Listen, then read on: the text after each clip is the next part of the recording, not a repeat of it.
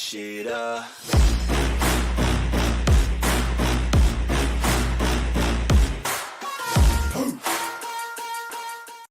What is your profession? Ang CCTV ng PIDEA para makarating sa Amerika doon sa vlogger na si Miss Maharlika, talagang nagtataka ako Sino yung contact nito doon sa PIDEA para magbigay ng copy ng video? Kasi kung titignan natin sir, yung camera para ma-access mo yung niyan, nakasecure yan. Bakit ganun? Parang hindi kontrolado ni Director General Lasso yung kanyang agency. Parang bakit ganun? Well, Kumsek, you invite Maharlika in the next hearing. Sabihin mo, no online attendance, physical presence. Ha? Para malaman natin kung saan ang source ni Maharlika nito. Di ba? Sa kanya nanggagaling Yes, sir. Go ahead. Your Honor, meron po kasi akong hinaharap na kaso ngayon na tungkol sa isang dating abogado namin dyan. Yung buong sequence nung pagtatalo namin ay nakunan ng CCTV. Ako po ang nagbigay nung buong footage ng CCTV na yun. Di ko na alam kung paano nakarating sa ibang bansa. Pero prinovidean ko yung kinasuhan ko ng footage. At ang may hawak po noon ay si Director Bitong kasi siya po yung chief ng intelligence ko. So, yung na yan, yung the whole footage of the whole sequence na yun, yung video clip na yun, the whole, binigay po namin sa yung tao na most likely nag-provide kay Maharlika. So, hindi po tama yung sinasabi na may leakage manggagaling sa amin. Hindi po. Binigay ko. Pinahintulutan ko po na mabigyan yung buong footage na yun. Sino, sir? Sino yung tao na yun? Yung si Attorney Delgado po na nag-file ng kaso laban sa akin. Kumsek, you invite Attorney Delgado. Next hearing. Your Honor, Mr. Chairman. Yes, go ahead. Maliban doon sa pre-ops, saka authority to operate, at saka doon sa video, meron pang mga agency orders na pina-plus sa social media na may classification na restricted. Bakit ito Yun nga Your Honor. Kaya nga, ang inaano natin, hindi ba natin makokontrol ito? Sir, paano? May marami rin nagkakalat. Paano anong gawin natin dyan? Your Honor, I have to admit, sa bilis po ng social media ngayon, ang bilis picturean ng dokumento, di ba? As much as possible, we follow procedures on how we keep our documents. But honestly, hindi mo naman talaga mababantayan din yan. And we take precaution on how we are supposed to be handling these documents. Pero kung minsan kasi, like issuance of orders, assigning somebody else to, somebody to another area, ayaw niya. Kontra. Ayaw niyang mailipat Madi-displace daw. O pipicturan. Tapos i-disseminate. O yan na. Tingnan niyo yung Parang paninira lang. Di ba sir? So, honestly, eventually, itong mga orders na ito, may lalagay naman sa bulletin board But of course, yun nga, social media, ang bilis pong i-distribute. Much as we would like to prevent it from being spread out that easy, hindi po namin talaga makontrol kasi, yun nga, people work with their own cell phones. But, ina-exercise po natin dyan yung document security.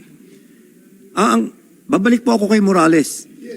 Yes, go ahead. Ito po ay napakasinungaling na tao We proved to you already kung gaano siya kasinungaling. Parang, bakit po tayo maniniwala sa kanya? I understand the committee and we are very grateful for you inviting us here, Your Honor. Pero nandito po yung PIDEA. I'm not here to protect anybody else, but it is the agency that I come here to present to you na kami po ay matino at tuwid kontra sa mga allegations niya. Kaya ito po yung sinasabi niya na under duress sila. Ba't hindi po natin tanungin kung talagang under duress sila? Ba't hindi po natin tanungin sila? Di ba? Kasi para... Isasayin natin. Yes, sir. Director Laura Nibato, were you under duress when you executed that affidavit? No, Your Honor. Thank you. Laila Abad. Not under duress, sir. Ivy Tolentino. Ivy Joy Tolentino. No, sir. Diana Amar. No, Your Honor. Gregorio Camoa. No, Your Honor. Mark Omones. No, Your Honor. Attorney, hindi na pala kasama. Director Martin Francia. Wala po akong affidavit na pinirmahan, wala? Your Honor. Ngayon lang po ako nagsasalita. At in fairness po sa aming Director General, napakamatuwid po niya. Sa kanya, wala siyang sinisino kung sino yung tatamaan. Pero ni minsan hindi niya po kami pinilit. Wala pong ganun, Your Honor. Thank you. Thank you for that information. Ako naman, kung alam ko na that's hindi katotohanan yan, kahit sino ka pang tao na influence sa akin na mag-execute ako pinabit, never ako talaga mag-execute dahil ginanon mo yan eh. Di ba? Under oath mo yan. Alangan naman, bibinta mo yung sarili mo. Pero yung nga lang, wala kayo nung Sabado na yon, nung sinasabi ni Jonathan na kausap niya yung confidential informant. Yung apat nagsabi na wala. Kayo itong mga lalaki, nandoon ka nung time na yon? Wala po, Your Honor. Wala ka. Mark Omones. Wala rin po, Your Honor. So, what would be the effect of your affidavit na dinay ninyo na nangyari yan doon sa loob ng PDEA? Pero wala kayo nung araw na yon.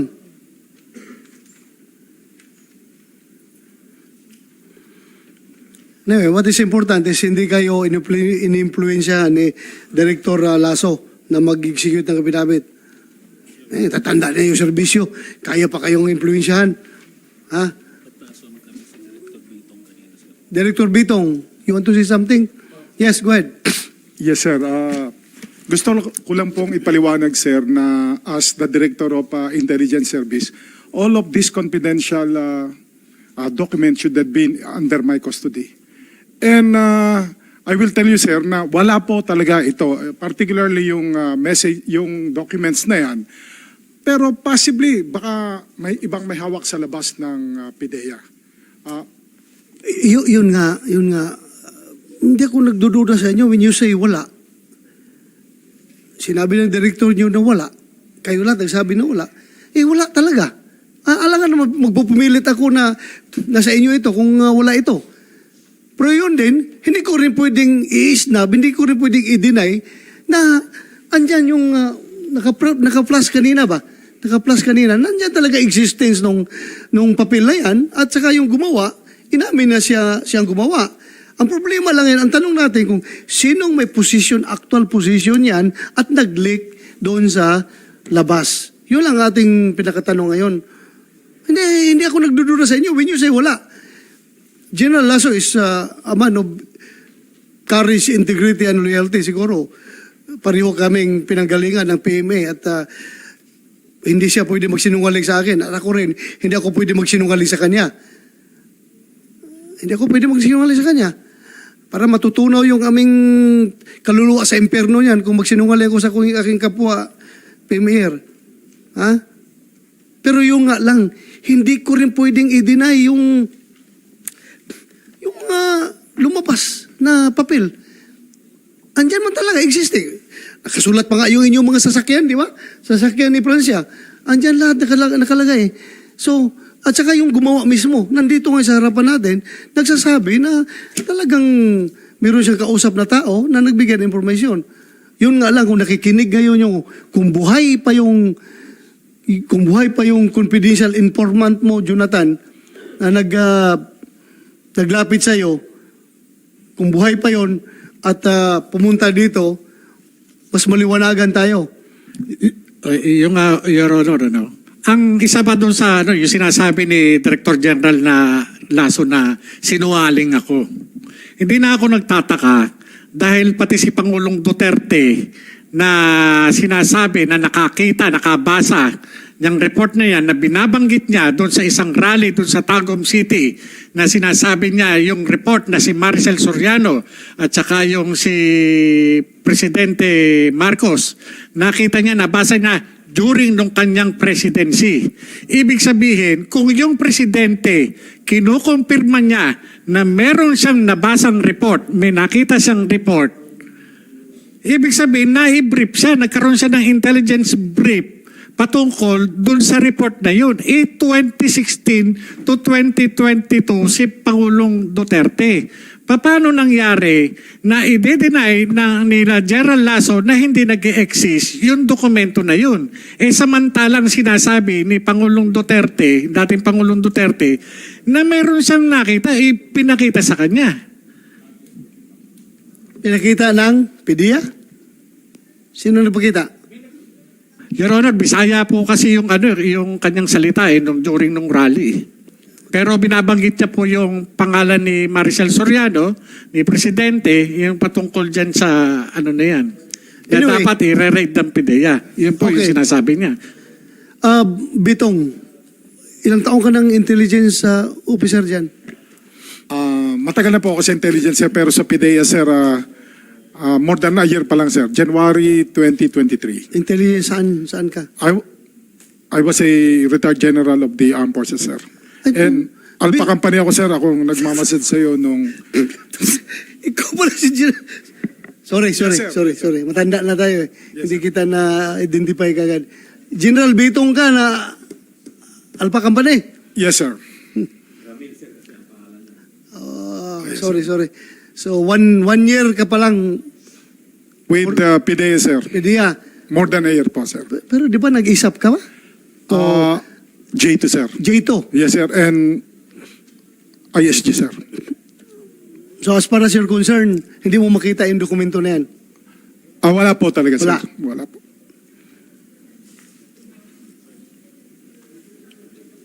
Didlak tayo. Pero ako, hindi rin ako maniwala na wala yung papel na yan. Dahil, andyan eh. Andyan. Nakaprint. Nakikita natin. Andyan.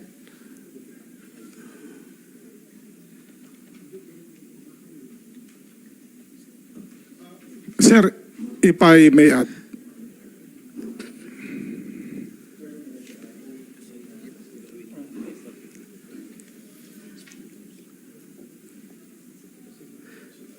Ito na. Ito na, oh.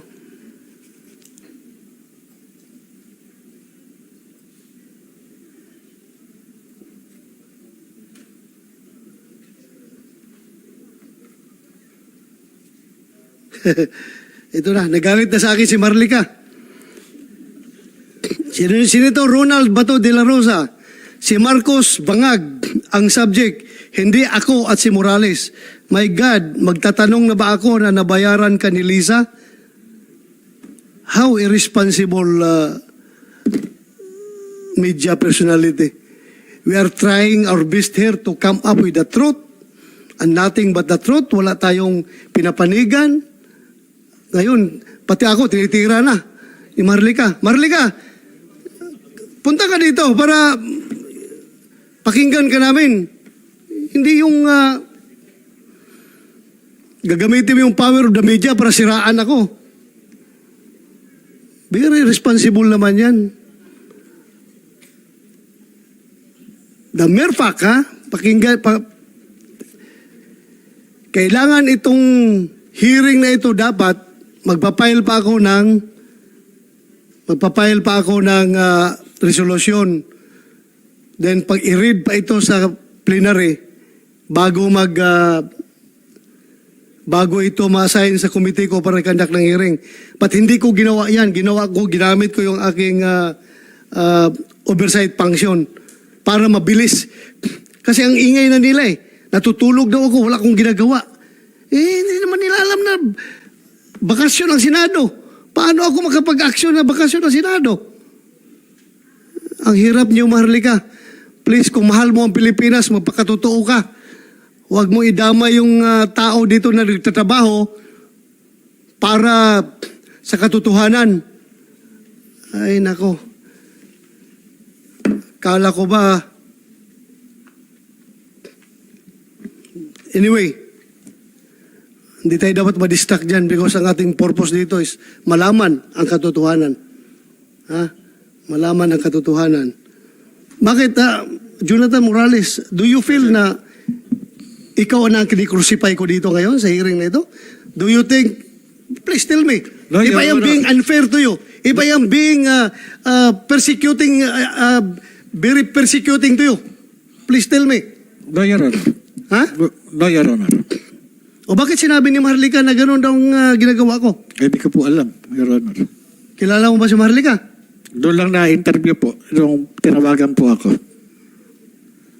Pero wala po akong personal relationship sa kanya.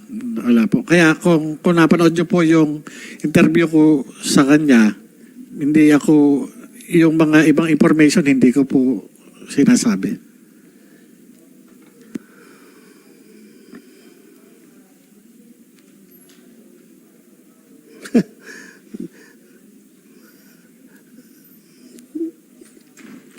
Maharlika, tingnan mo. Kung ilang senador nandito ngayon, nakaupo. Kung nakikinig ka ngayon, Maharlika, sino lang ang senador nandito ngayon nag-hearing? Why? You ask yourself. Kung sinong senador lang ang gustong malaman ang katotohanan. God damn. I know you are monitoring right now. Kung mahilig ka mang baboy sa ibang tao, huwag mo kong samang babuyin dahil hindi ako tatahimik dyan sa ginagawa mo. Nababayaran ako ni Lisa Marcos? How dare you? How dare you? Do you think may presyo yung mukha ko?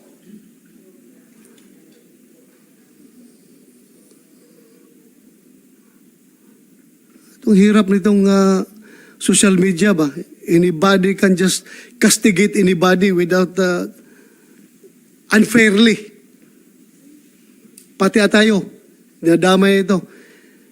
Kung gusto kong pagtakpan si Presidente Marcos, dapat hindi na ako nag-hearing dito. Maharlika. Ha? Hindi na ako nag-hearing dito. Kung gusto mong nabayaran ako ni First Lady, wala na. Hindi ko na ito ginandak ng hearing.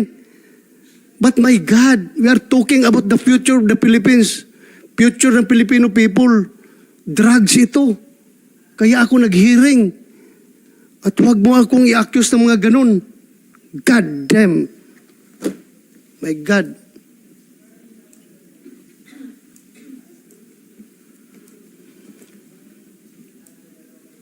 Anyway, I don't care about your impression. I'm here to do my duty as a chairman of the Senate Committee on Dangerous Drugs. Kung sinasabi mo na bayaran or na-influence ako, no. Nobody can influence me. This committee is independent and it can use its power. Lahat ng power ng committee na ito para malaman ang katotohanan. Hindi po tayo magpapadikta kahit sino man. I was elected by the Filipino people para gampanan yung aking mandato. And here I am. I'm doing my job. I'm doing my job. We are a co-equal branch of government with that of the executive. Baka sabihin mo, under the baton, under the dictates of Malacanang ako. Never. No, my dear. Hindi po kami kaya diktahan ng Malacanang because we are co-equal branch of government. Hindi po nila kami kayang diktahan. Kaya huwag mo akong sabihan na binayaran ni Lisa Marcos. God sakes.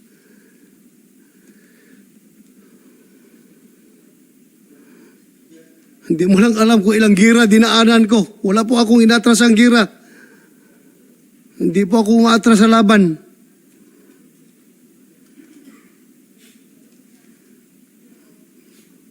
Ito, simple dalawang dokumento, atrasan ko ito. Ano ka? Hello?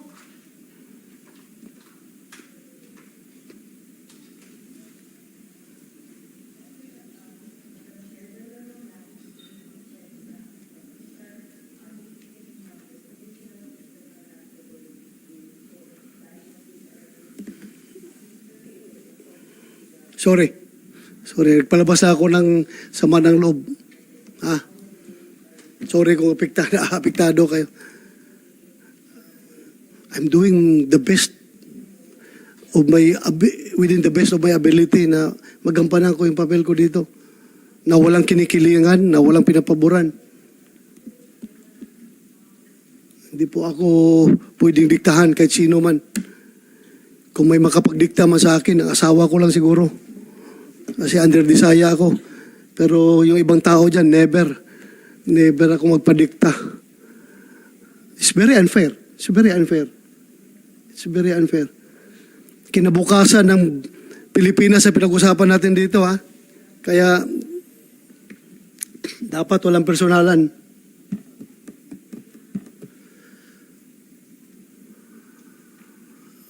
Alam mo, kung hindi ka nag-aral ng investigation, Marlica, lilecturan kita. Ang pag-iimbestiga po, madam, ay huwag mong haluan ng feelings. Huwag mong haluan ng emosyon. You stick with the facts. Kaya itong mga facts natin ngayon ginagather. Hindi tayo pwede magpalabas ng emosyon dito na kumakampi ka kanino at pinapaboran mo si ganito. Hindi po. Failure ang investigation mo dyan kapag haluan mo ng emosyon. Failure. Walang pupuntahan ang investigasyon mo. Kaya facts ang hinahanap natin dito. Galit ka pala kung tinatanggap ko yung facts na binibigay ng PDEA sa akin. Gusto mo lang yung facts ni Jonathan Jonathan Morales lang tatanggapin ko. So anong klase investigasyon yan? One-sided. God damn. Huwag mo kong turuan sa investigasyon dahil nag-retire ako. Baka hindi mo alam na top-notcher ako sa FBI National Academy. Pagdating sa investigasyon, hindi mo lang alam, madam.